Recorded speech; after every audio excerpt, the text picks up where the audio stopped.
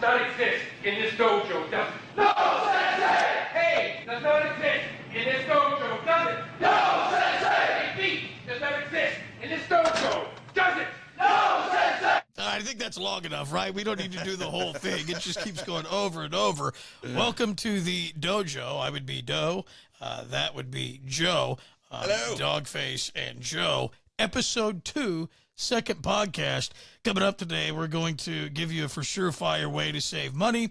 I went to a concert a couple weeks ago, quick concert recap, and want to discuss the difference between being a great musician and a great player. A lot of people are like, well, great musicians are, great players. No, they're not. There's a big difference, so we'll cover that. And as promised, last podcast, episode numero uno, we told you, what's worse, trying to find a job when you don't have one or a relationship when you don't have one? Because when you don't have a job, there's no puppy at the park. There's no stroller at the mall that can help you find a job. You walk into, goddamn IBM, and you got a puppy on a leash, and you're like, hey, can I get an application? They're probably going to tell you to get the F out. Dogs aren't allowed. And if you show up with a stroller, you walk into the Googleplex, and you're like, hey, I want to work here. Well, Google's a bad example because they have a daycare. But if you walked into they got a place for them. Yeah, if you walked into like a machine shop and you had a stroller, you're like, hey, I got my kid today. He's with me half the time and he's with his mom the other half, but can I get an application? They're going to look at you with all these hot shards of metal flying all over. They're going to be like, what the hell's wrong with this guy? You don't show up for a job interview with a kid. So there's a big difference in how you can use what I would call date bait. That's what it is, going to the park with a puppy, date bait, or going to the mall with your 9-year-old niece or a stroller. That's date bait when you're single. You don't have date bait when you're without a job. Well, I mean, that's absolutely a good call on that too. There's really there's no one to check in on you too when you don't have a girlfriend. When you don't have a job, sometimes people will call and be like, how you doing? Are you all right? You get a phone call here and there from buddies. When there's no girlfriend, though, no one really ever calls in and says, hey, how you doing? You got a girlfriend? No. You hanging out with somebody? How you doing? You well, maybe if you're talking and it comes up, but no one ever calls specifically for that reason. Yeah, to go, hey, Joe, how you doing today on this fine morning? Did you get laid last night? Did you find a date? Did you get any fun? No one ever does that because they really don't care. And as you go through this process of not having a job, you find out they don't really care. Nobody really cares about. Well, you used to ask your buddies that when you were younger. You'd be like, "Hey, man, did you get any action last night when you went out?"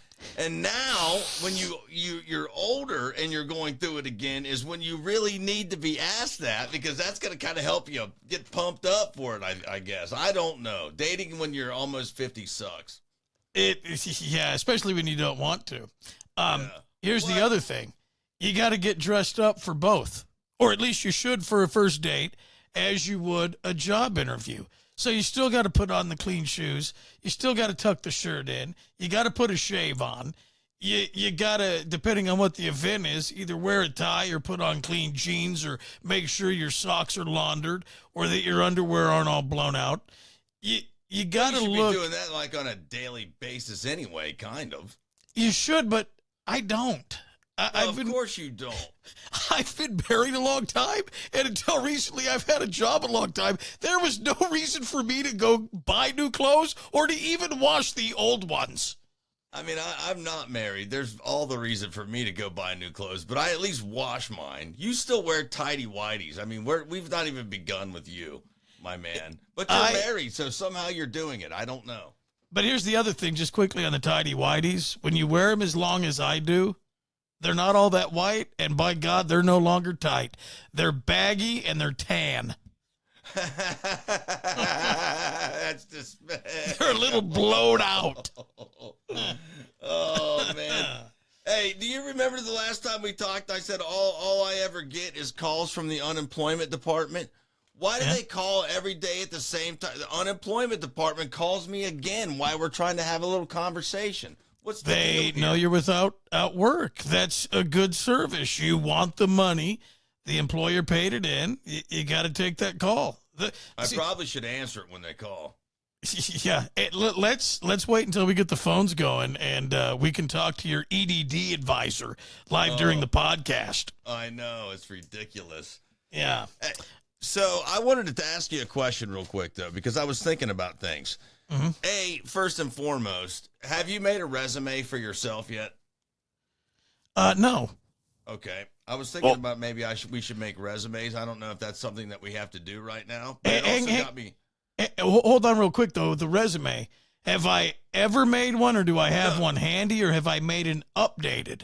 But one for like right now. No. For where we're at right now. No. Were you thinking about making one, or had it come up? That's the other thing, Joe. You don't need a resume when you date, but with a new job. This is what I was going to tell you. I've been going onto this website, myresumebuilder.com, trying to think about it, and it started making me think last night. What if because I'm alone a lot at my house at the moment. What if when you went on a date, you had to supply a resume for dating? Because I was thinking about while I'm building my resume for work, I don't have a whole lot of skills to put on there because I've been doing the same job for 22 years. It's like, I don't know. What am I going to, I guess I can use Excel or Word or I don't know what all I have handy. But then I'm starting to think about for dating, and I'm the same way. I don't really know what I would put on there. I mean, can you cook? Kind of. Can you clean? A little bit. Are you attractive? Probably not. I don't know. Here's the thing with radio, being on an antenna radio station now, to go out with a resume and say we were on the radio, it's kind of like you're going out going, yeah, I know how to shoe horses. I'm one of the best blacksmiths in the valley. That's what I'm talking about. People see that and they're like, what? Goddamn terrestrial radio antenna. What is that? So you got all these young kids that are going through doing the hiring. So they look at even the skills that we do possess with our old profession. They don't know what any of it means. But to the date, I've told you before, back when we did the show, either at the meth lab or the swamp, I think everyone should date and show up. So it's like a job interview, and you sit down with your resume. She sits down with hers. And you go through, and it doesn't have to be all formatted. You know, you don't have to have the job summary, last place of employment, but you have all the wants and all the needs and then all the desires or dreams. And you go through. First thing you do when you sit down, hey, do you find me attractive? Do you think this bulge is of average size, or is it a little small? And you kind of, you grab it. You're going to say that it's going to be on the resume? Come on. Well, I'm just saying ridiculous. Things that you want a second date, man. Well, that's the whole thing. You don't always get called back to a second job interview if your skills and your employment record sucks and you don't have anything to offer that new employer. You don't get called back. It should be the same damn way for a date resume. No way. I got to rely on the spot charisma when I go on a date, much like I do at a job interview. When I hand a person, an individual, whether it be for a date or for a job, a piece of paper with my skills on it, it doesn't look as good as I think it should. Okay. Maybe it should look better. It should be about wants, though. And I've told you this. First thing you should talk about with the girl first, do you find me attractive? Do I find you attractive? If the answer is yes, you move to question 2. Do you have ambition and desires? Do you want to make a little bit of money, a medium amount of money, or a lot of money? You need to see where you're at with that. Ask on a date? Yes, I know that's not what we do, but it's what we should do. How many kids do you want? Do you want to live in a trailer, an apartment, or a house? Those are all. What kind of car do you want to drive? Where do you want to shop? Do you see yourself spending time at Walmart on Saturdays, or do you want to go to Neiman Marcus? Those are the questions that need to come up. No, you are out of your mind. You're lucky you're still married right now. If I'm having a hard time, I couldn't even imagine seeing you sit across from the table and laying that on somebody. I'm just telling you. She's like, we're going to pay for our own bills. Thank you, sir. I'm leaving. Hey, but if they're truthful and you find good compatibility, They're going to be like, wow, I've never been asked what kind of car I want to drive in 10 years. I've never been asked what type of hotels I want to stay in when I travel. I've never been asked if I would someday like to yacht. Those are those things that people need to do, and they don't. It's the simple things that everyone's Does like. anyone need to be asked if they'd someday like to yacht? Yeah. Hell yeah. Yeah, I would. Tomorrow would be cool. Let's go yachting. I don't even really like boats, but I'd like to yacht. I guarantee Christopher Cross, when he sat down on his first date, he asked the chick he was with, do you like sailing? And I don't know how she responded, but I guarantee he asked her. I'm just saying. You're such an idiot. I think it's good, and if people were more honest about all the shit that we think we want, don't want, and we fight over, if we did it that way, people would have better lives. I think it's all like we're trying to be nice. We're trying to, and I don't think chivalry's dead. I mean, I'm sorry, I don't think chivalry is something that should be dead. It is dead. I'm not saying you be rude and you don't pull the chair out anymore, but we're so focused on impressing and you know what hair, what clothes we're wearing, and what hip things we watch, and hey, what's the last thing you binge watched, and all this other garbage. A lot of the important stuff falls to the wayside. 3 years down the road, you're like, I'm not compatible with you. I hate your guts. I can't imagine sharing a child with you. Someone that looks half like you, half like me makes me sick. You can't get that out of the questions you've asked, though. That's insane. But you're going to have a far better shot doing it the old-fashioned way than what you're asking. Oh, like what? You want a yacht one day figure into your equation any better than what normal people ask now? Because here's the thing. If I ask what are your a chick... ambitions? If she's That's ambitionless, you should know that immediately. Yeah, but some people, like, how many women would want to date a second or third date if the guy's like, well, my ambitions, they end about the beginning of September, you know, kick off a football season. All I do... say that anyway. Thursday, Monday, Sunday, all I do is sit in my own froth and filth, and all I do is watch football, and I bet on it. I turn into a degenerate during football season, and I overdrink, and I yell, and I break the electronics when my team loses, and my first marriage, I beat my wife and my kids because my team sucked. I mean, that's why I'm saying, if you ask someone if they yacht... Your analogies go to the most insane places, and... You're crazy with your thought process. It's no true, one though. would stay sitting at a desk. I don't care if you were paid if you heard someone say that. What else? Yeah, okay. That's another thing.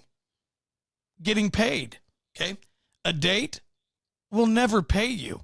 You have to pay for the date. When you go to work and you get paid. You go to a date, you might have to pay and not get laid. But the job always pays you. That's a good point. That's a great point. That's why I'm not doing any dating at the moment, is because I can't afford to go on a date. Stop with that. Back when you could afford to go on the date, you still didn't go. Well, again, that's true. Now that I don't have a job, though, I got to tell you, it would be probably more fun to go on a date than it would be to go back to my old job and to get paid for what I was doing. I would rather pay, I think, at this point in time. Right where I'm at, even though I'm jobless, I would rather pay to go on a date than to get paid and go back and do what I was doing. At work. Yeah. Legitimately. At this moment, right now. Now, ask me in about a month from now, maybe that answer's different. But right now, yeah, that's where I would go with it, I think. All right, so we got to do an update. We got to make sure that we have you stand on a scale once a week. We don't want you losing too much weight. But I know Joe. There's a lot of Joe that's being truthful with that, because getting up, being somewhere on time, that was a big part of the job, and a lot of the stresses that we don't talk about, and a lot of people don't know exist in radio, Joe hated. So I do believe Joe when he says he'd rather pay and lose money to go on a date than go to work and get money. Well, right now, again, I'm just a tiny bit out of not having a job at the moment, and I really haven't even started looking for a new job yet. But yes, identically to what you say is real. You know what I mean? I feel like I don't even really get the same amount of headaches that I was getting before. Now, isn't that weird? I wonder if getting up that early in the morning was doing something jostling me to my system. Are you taking the same amount of Advil? No. Really? Yeah. I'm not getting the same amount of headaches, and I don't know if it was because of lack of sleep. Who knows what it was, but it's not. I'm not getting them. Now, that's not to say if I start going on dates, the headaches won't return, or I won't become a headache for a young lady out there. But at the moment, my headaches have lessened. I don't know. Yeah, that's why I'm telling you. There's a few things I would do differently. One would be possibly pay to go on dates. Well, I think that you should. And right now, I mean, it's kind of a weird icebreaker. Hey, what do you do for a living? Absolutely nothing. Hey, I don't know what to say. Yeah, what do you do with that? Well, I'm on unemployment. Baby. Yeah, we had to go to a party over the weekend. I told my wife, I'm like, God damn, really? We're going to go to this party and, you know, we're going to meet all these new people. And the whole thing's going to be, hey, what do you do for a living? And I told 3 or 4 people. I said, right now, nothing. I'm doing absolutely nothing. They're like, what, are you retired? And I go, kinda. Did someone ask you that? Yeah. Yeah, because oh, man. all these people were my age or a little bit older, and a couple of them were retired. And we had the conversation, and I was like, I'm not doing anything. I go, I got fired. I've done radio for almost 34 years, 35 years, got fired a month ago. I don't have a job. I don't have anything, and I'm kind of retired. And they're like, oh, that's cool. And then they didn't go, hey, what are you going to do next? Or they didn't ask none of that. They just thought that it was cool that I was, you know, an old dinosaur that used to be on a radio station. Oh, man, you know what? That's not too bad. Here's what I've been getting. Digger has started baseball again, and I'll go out to the baseball field and hang out with the dads and whatnot, and all the dads listened and the parents listened and all that, and so I get the other thing. Hey, are you doing all right? Are you going to be okay? You know, I said, yeah, I mean, I think so. I mean, I guess we're going to be all right. I said, me and Dog are working on something right now. I go, I should be, you know, I hope so. Yeah. But so I get the opposite end because I don't think I can't retire, dude. Your son is through college. So if you possibly wanted to take it easy from this point on, you might be able to, even though you're way too driven to ever retire, even at old age. But you possibly could. I've thought about it. I have to find a way to hopefully not at the crack of dawn as early as we got up before, but I still got to find a way to work for at least 30 more years. Okay, let me just, I just got to reiterate, you're 47, is that correct? 49. Oh, hold on. Oh, I'm 52. Yeah, my bad. You're almost 50. So you have to work until you're 79 or 80. Yeah.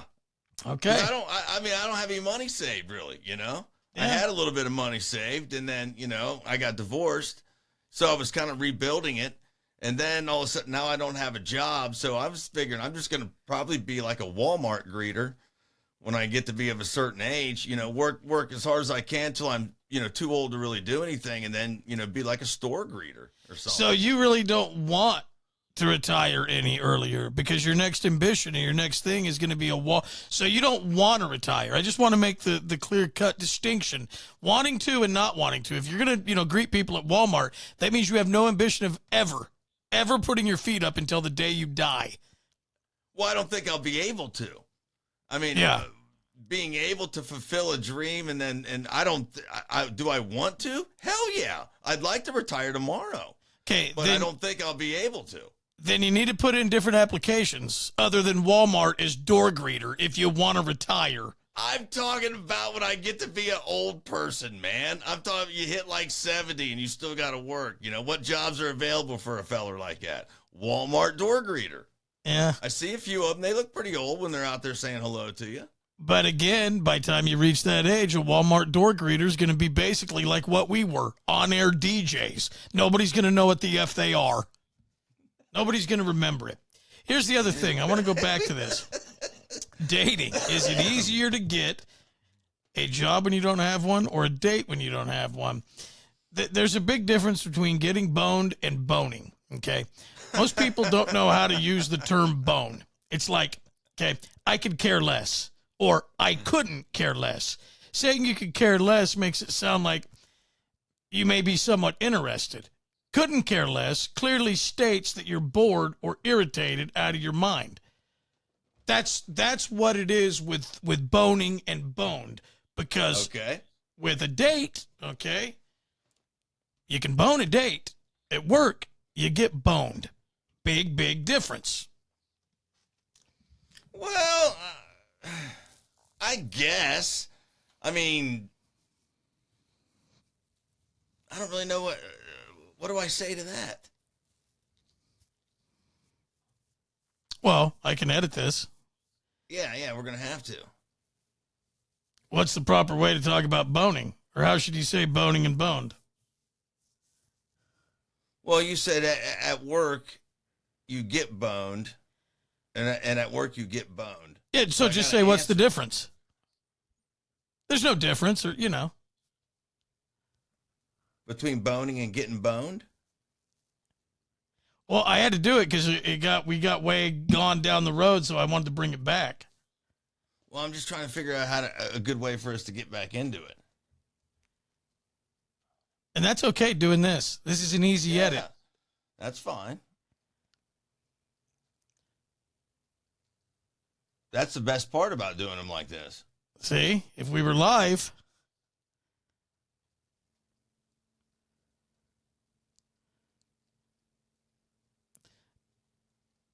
Just so say that. So if I told someone I got boned last night, what would that mean?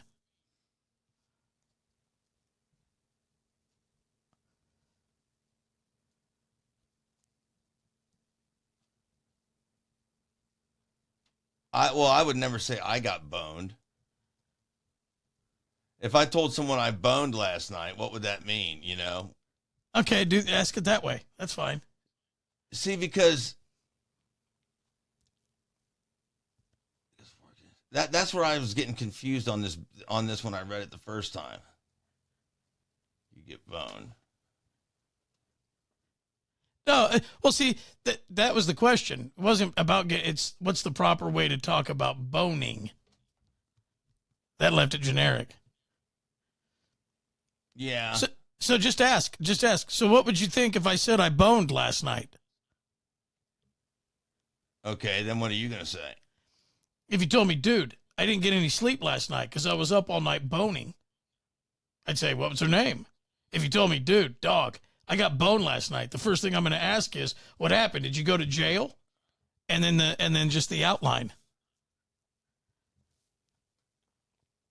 It's the same thing. We're just throwing it around. Then I say, what's the proper way to talk about boning? No, you just don't even just throw that away. Just pick it up with.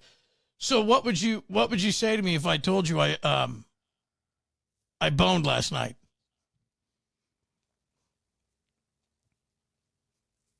I don't know where to go with this, though. There's nowhere to go with it. It's just going to close out the thing.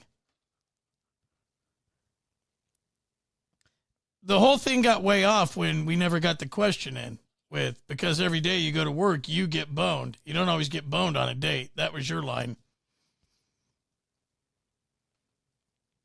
Well, where do we leave off with that? Well, that's way back. I'm not sure where that is. That's where because I already picked up for that. I'm just trying to close out the thing. Well, let's think of another way to close it, maybe. That wraps up with kind of where we were at. Because this kind of comes in and it takes us. I don't know if it just doesn't make sense that we would just say this right now. It finishes the whole train of thought that we were having with the conversation.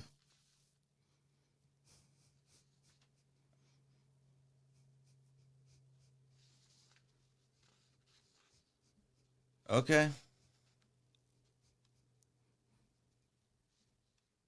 Just say that. Say, so what would you say if last night I was boning? Or I boned last night?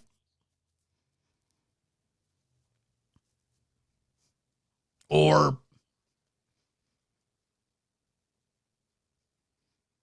yeah, there's nothing wrong with that. I just don't know how much longer we can go on talking about differences of dating and work. we can't really, I mean, that was just a tiny little thing. That's why I was trying to give you something real with it.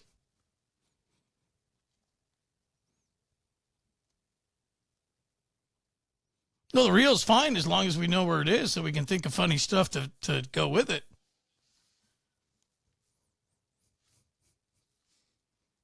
Let me just think about this for a minute.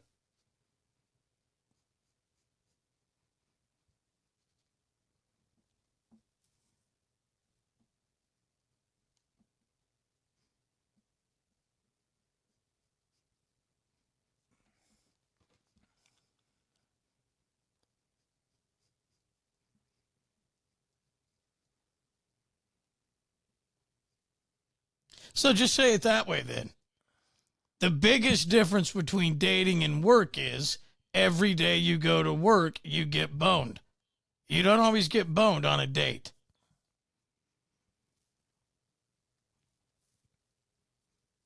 Okay. Yeah, that makes sense. Just pick it up right there and we'll just finish out the thing.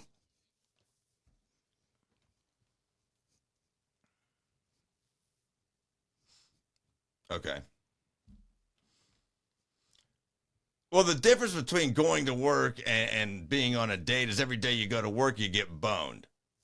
Every time you go on a date, you might get to bone. Yeah, you don't always, yeah. There is a big difference between getting boned and boning. Most people don't know how to use the term bone. It's kind of like people don't know how to use could care less or couldn't care less. Saying you could care less makes it sound like, you might be somewhat interested. Couldn't care less clearly states that you're bored and irritated out of your mind. There's a big difference, but people don't know that difference. Between boned and boning? Well, I think so, because it's like this. If you told me, dude, dog, I got boned last night. If Joe said that to me, I'd say, well, what happened? Did you go to jail?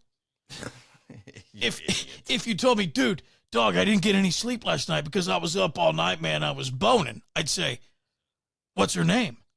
Or I might still say, what's his name?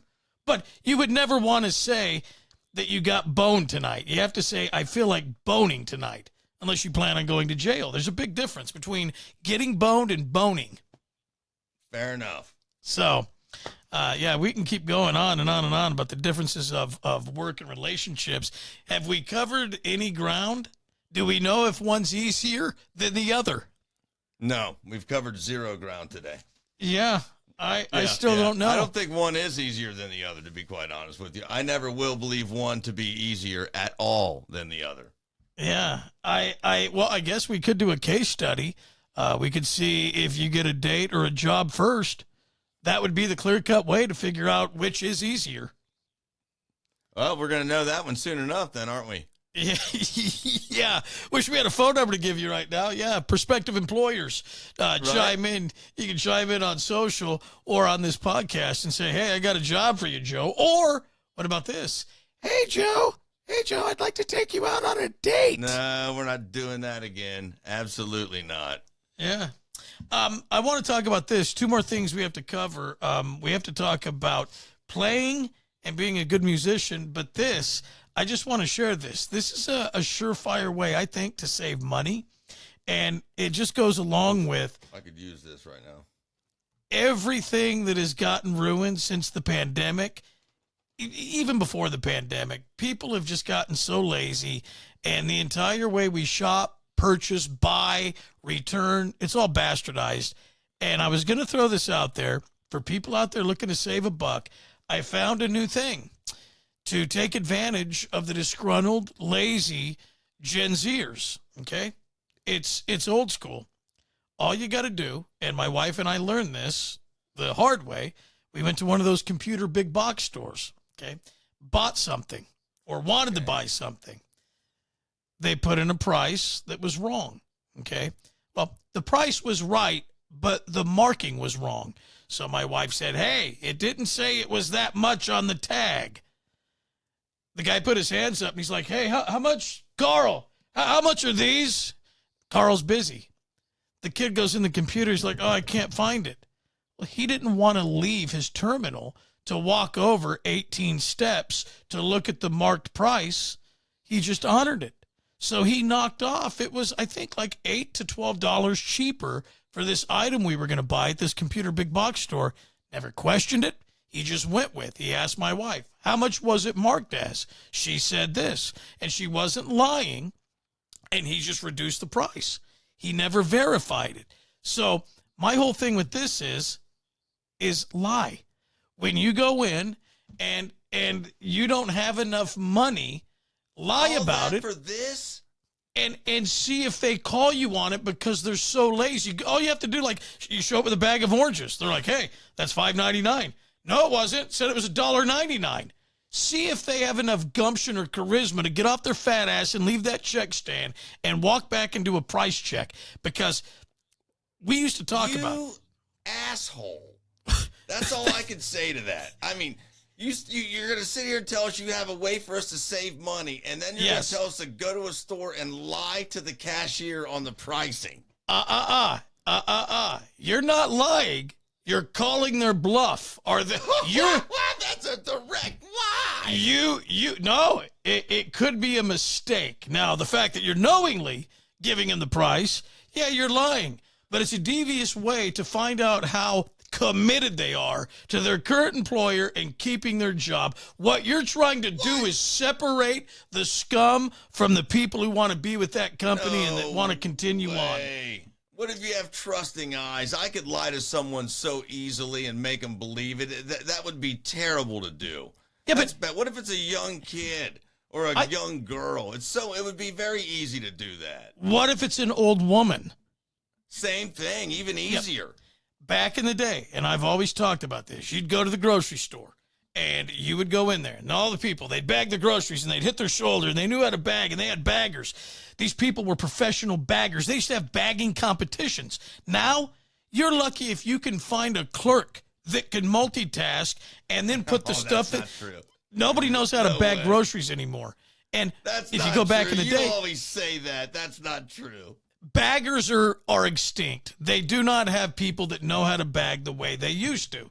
And that goes back to the price check. Back in the day, there was a kid that just ran up and down the aisles at whatever store it was, checking the prices. He'd run back and change out the Campbell's soup. He'd go back and he'd change out this. He'd run back and and all he did was run around and bagger guns, really. Yeah, he would go back and hey, Carl, need a price check. Price check. That's all you used to hear.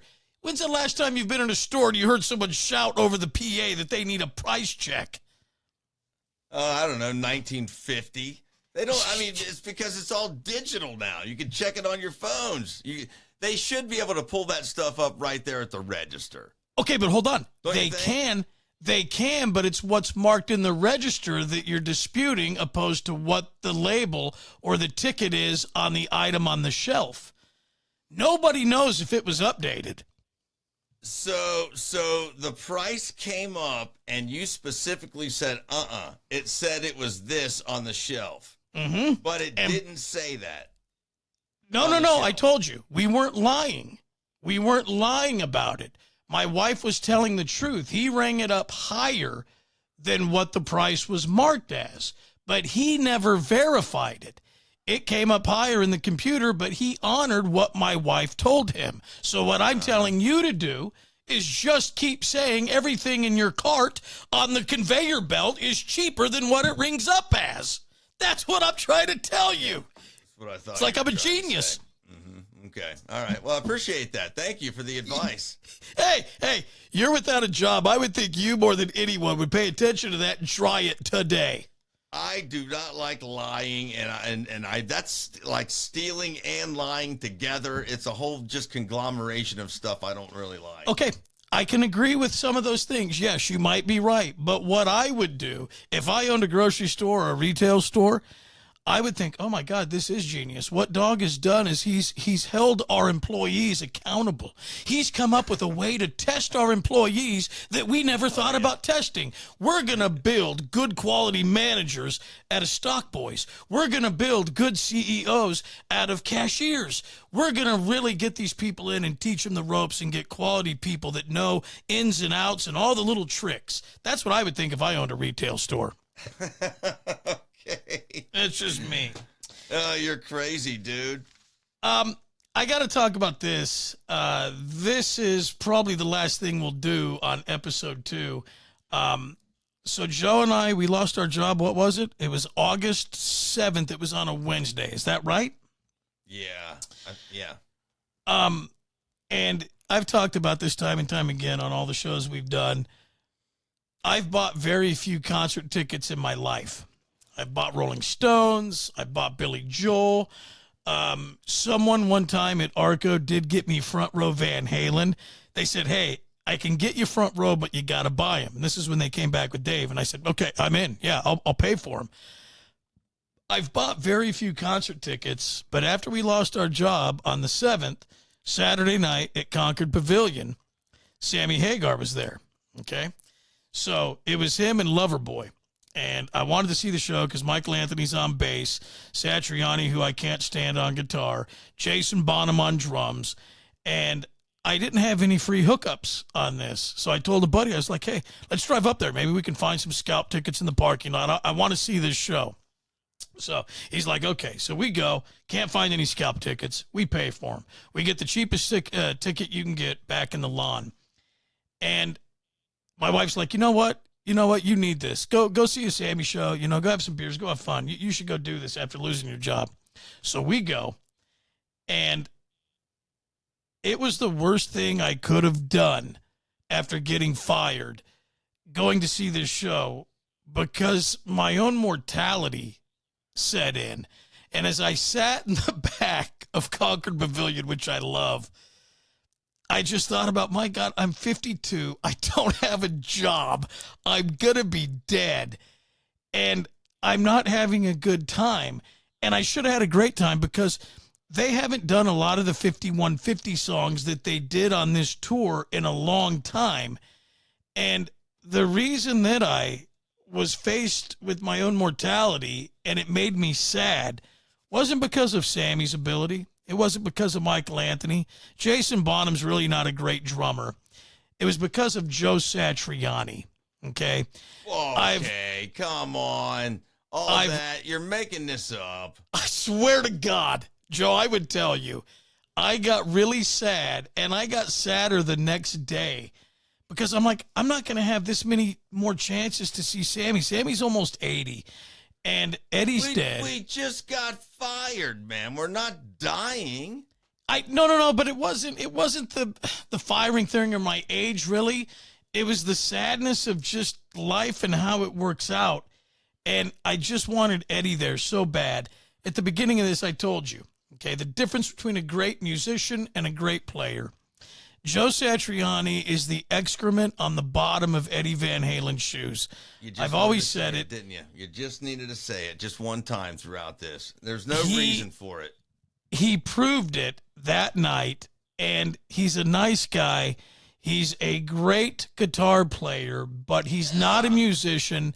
And I tell you, go back, check out the Satch Boogie, check out Surfing with an Alien.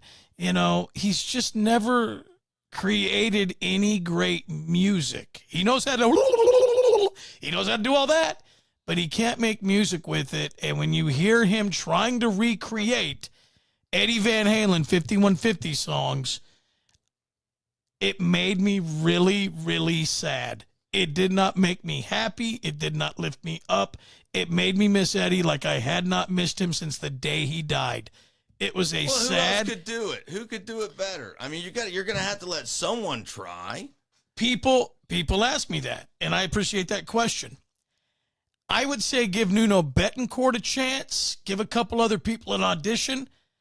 I don't think there's an answer to that, Joe. I don't know. So I think that, yeah, who else are you going to get if you want to do these songs? Now, Sammy comes out. Okay, they did Summer Nights. I love that. And they have not done that since like OU812 days, even though it was off of 5150. Love Summer Nights, but Sammy does this story. And I was like, Sammy, don't do this. And there was a lot of people from SAC that I saw at that show, and a lot of people just the night before saw the show at Sleep Train. Or whatever it is, Toyota Amphitheater now, up in Wheatland. My buddy lives across the street, went to it. Yeah, so you could chime in, tell me what you thought. But oh my God, Pound Cake with the drill too. That was just atrocious. But Sammy does this whole story, And he says, he's like, yeah, I'll never forget when we wrote this song, Summer Nights. He goes, Eddie came out, and this is exactly how Sammy said. He goes, Eddie walks out, man. He goes, he had this special guitar. And I told him, Eddie, I go, what the fuck is that? What does that do? And Eddie's like, oh, this is a special guitar. And he goes, man, that guy started playing the beginning of Summer Nights. And I'm like, whoa, he's like an alien. This guy's like an alien. How does he do that? He said, so when Joe and I started talking about doing these songs for this show, he said, hey, Joe, I don't think you can do Summer Nights. You got to have a special guitar like Eddie. He goes, you got to have that guitar. Hey, Joe, do you have that guitar? He said, Joe looked at me and goes, I don't need that guitar. And then they go into Summer Nights. And I'm like, really, Sammy? You're going to blow it up that way? Because it was evident that Joe Satriani not only needed that guitar, he needed sheet music and lessons. He needed Eddie up there pushing his fingers where to go because it was awful. It was awful. Well, he was just trying to make a show of it, man. He was. You can't go to the show and then be like that. But here's the thing. Why can't you? I paid good money. Because. I've loved that band throughout, thick and thin. What'd you I think love you were Sammy. Gonna see? You think Eddie was going to be there when you got there? I knew. But here's the thing. You got to find a way to play it down. Let me just play a piece of this. This is 5150. Take a listen and see what you think, because I think, Joe, you'll probably like it. Let's see if it'll play through trouble here. Okay, there we go. All right, take a listen to this. This is from the show Saturday night at Concord Pavilion.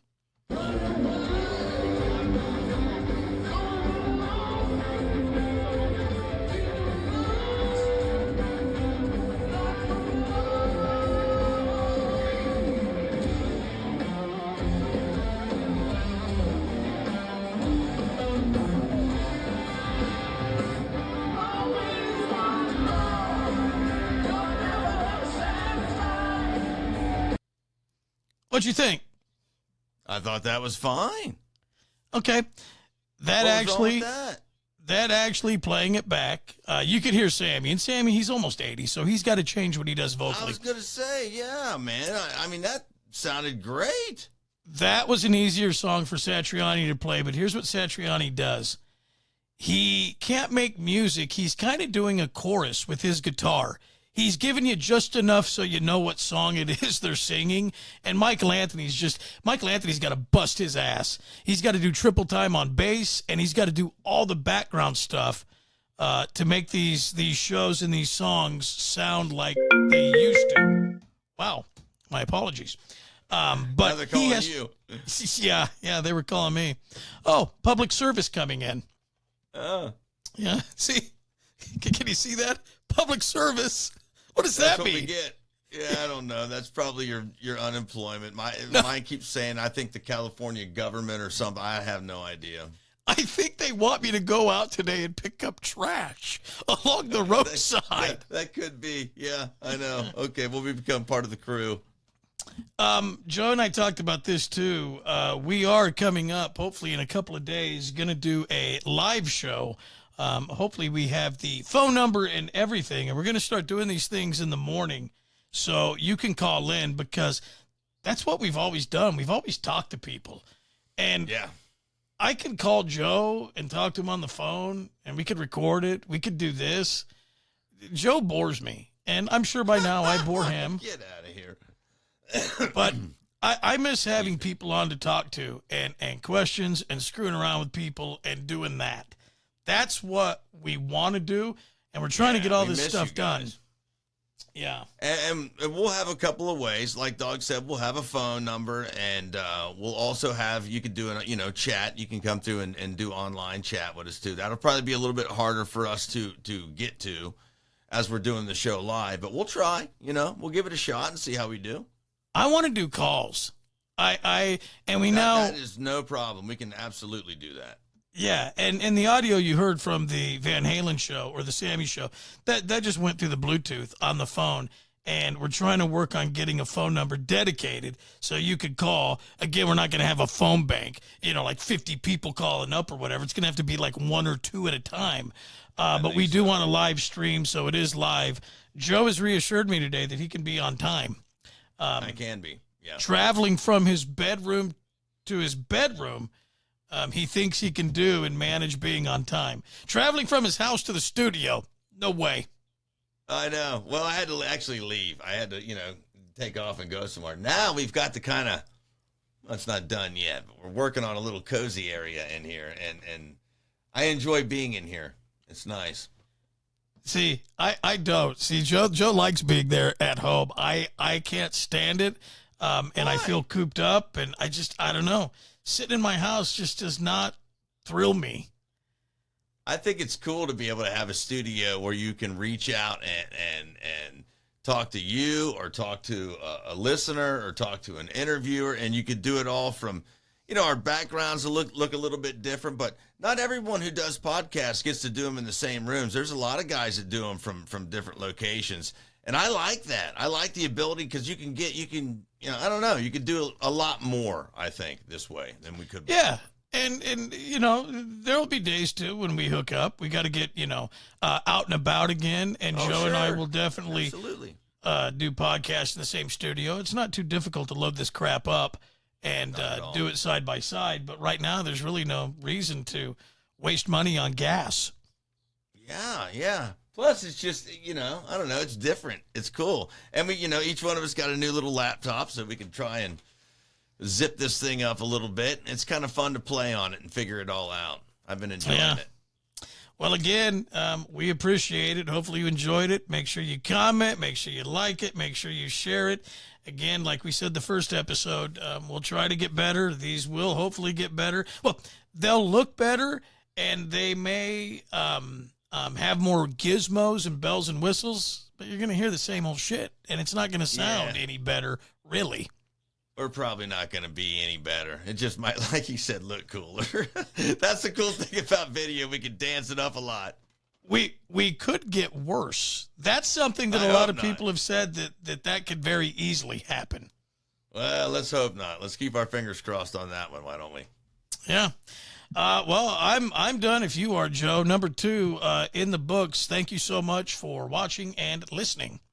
Yeah, thank you very much. We really do appreciate it. Enjoy the rest of your afternoon or evening or morning or whenever you get to watch this. See, that's the other cool thing about this. You can watch this anytime before bed. It's pretty cool. We do thank you very much. Thank you so much. We will talk to you for show number 3. Play nice.